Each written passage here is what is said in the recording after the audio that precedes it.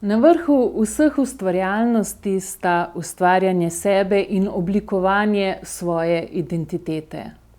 Na nas je, da izrazimo, obtešamo in izbrusimo najboljše sebe. To je naša dolžnost in odgovornost. Sledite ljubezni.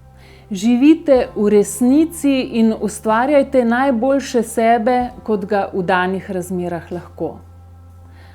Ustvarite iz sebe edinstveno psihofizično duhovno skulpturo.